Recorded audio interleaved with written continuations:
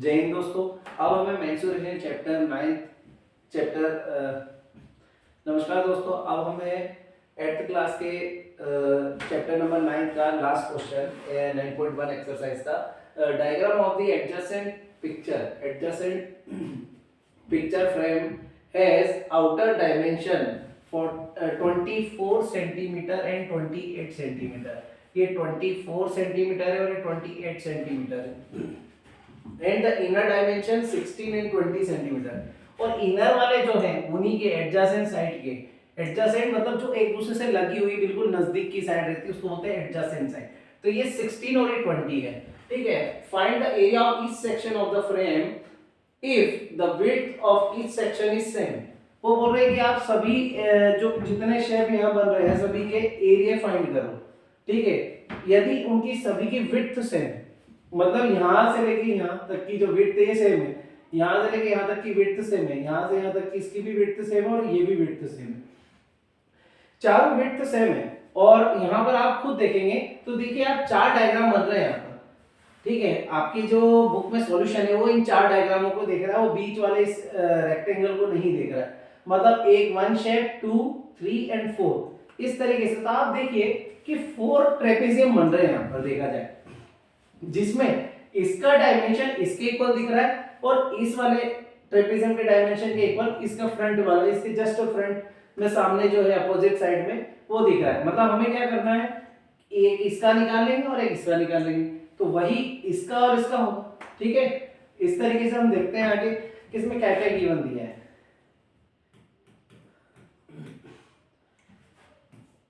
तो गिवन क्या है हमारे पास, अगर हम देखें कि ये फर्स्ट, ठीक है।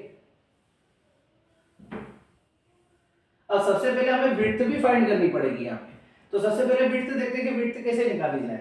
अब हमें देख रहा है कि टोटल ये 28 है और अंदर का 20 है और विड्थ इक्वल है दोनों की। मतलब 28 में से 20 अगर मैं माइनस करूं तो टोटल 8 बचता है। तो 8 में से 4 इधर हो जाएगा और 4 इधर हो जाएगा, ठीक है। मतलब ये विड्थ भी 4 है और ये विड्थ भी क्या है 4 है। और ऐसे ही अगर मैं इधर देखूं कि 24 में से 16 में कट कर दूं तो मेरे पास 8 बचता है और 8 जो बचेगा उसमें से 4 इधर बचेगा रिमेनिंग और 4 ही इधर बचेगा रिमेनिंग। मतलब मेरे पास विड्थ इक्वल क्या आ रही है 4। मतलब मैंने यहाँ पे विड्थ फाइंड कर ली है, मतलब मैंने height of the trapezium find कर ली है। तो हाइट ऑफ द ट्रेपेजियम क्या आएगा यहाँ पर 4 सेंटीमीटर। तो हाइट तो दोनों के लिए सेम रहेगी, मतलब हाइट ही यहाँ पर विड्थ है, ठीक है। अब यहां पर देखते हैं हम क्या है कि या तो इन दोनों को हम क्या दे देते हैं फर्स्ट, क्योंकि ये फर्स्ट केस के ट्रेपेजियम है और ये सेकंड केस, ठीक है।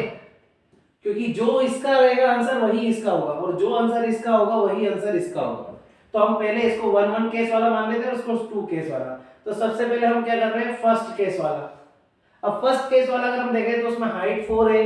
अब यहाँ पे पैरेलल 2 साइड दिख रही है, तो ए को मैंने क्या वैल्यू दे दिया है 16 सेंटीमीटर और बी की जो वैल्यू दे दी है मैंने कितनी दे दी है 24 सेंटीमीटर।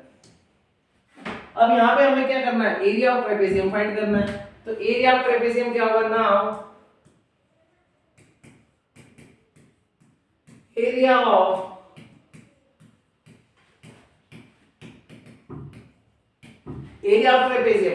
ट्रेपेजियम क्या होगा यहाँ पर half into sum of two parallel side into height. इस तरीके से हमारा फॉर्मूला यहां पर आ गया इंटू a प्लस बी, तो 16 प्लस 24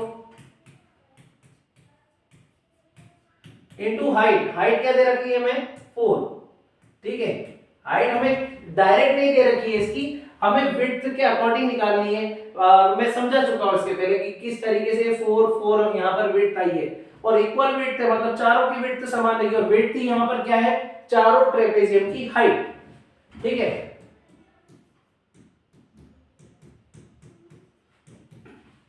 सिक्सटीन एंड 24 कितना हो जाएगा 40 इंटू 4। अब यहाँ पे 2 से कट होगा तो क्या हो जाएगा 20 और 24 से क्या हो जाएगा 80। मतलब एरिया ऑफ ट्रेपेजियम, ठीक है, क्या हो गया 20 इंटू 4 मतलब 20 इंटू 4 मतलब 80 80 और हमारी यूनिट सेंटीमीटर है तो सेंटीमीटर का स्क्वायर। मतलब area of trapezium one case वाले, इसका भी 80 सेंटीमीटर स्क्वायर होगा और इसका भी एरिया 80 सेंटीमीटर स्क्वायर होगा, और इस तरीके से आप देख लीजिए। ठीक है, एंड देन अब सेकंड केस वाले का देखते हैं हम कि area of this trapezium and area of this trapezium क्या होगा। ठीक है, तो अभी देखते हैं, ये हमारा आंसर है फर्स्ट केस वाले के लिए। ठीक है, तो अब हम सेकंड केस के लिए देखेंगे। ठीक,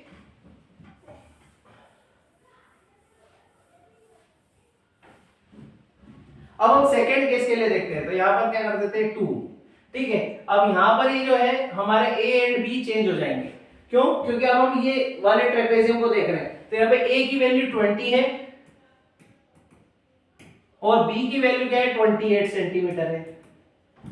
ठीक है, अब यहाँ पे नाउ एरिया ऑफ ट्रेपेजियम वही कैसे, अब ट्रेपेजियम कौन सा, सेकंड केस वाला। ठीक है, सेकंड केस वाला क्या हो जाएगा,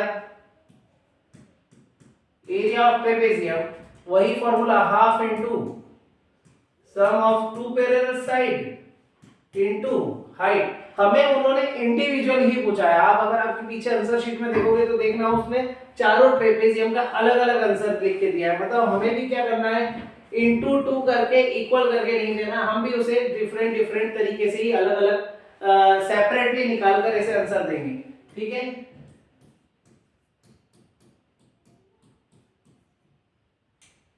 ठीक है, अब यहाँ पे a प्लस बी है, a की वैल्यू 20 है, 20 प्लस 28 इंटू हाइट 4।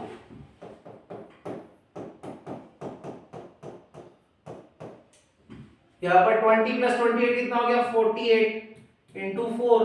अब 2 से अगर हम इसे कट कर रहे हैं तो क्या आ जाएगा 24 आ जाएगा।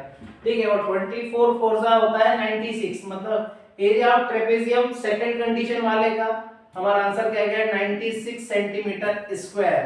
तो इस तरीके से दोनों प्रकार के शेप के या दोनों टाइप के शेप के ट्रेपेजियम के हमने एरिया फाइंड कर लिए। उसके आए थे 80 और इनका आएगा 96 एंड 96 दोनों का।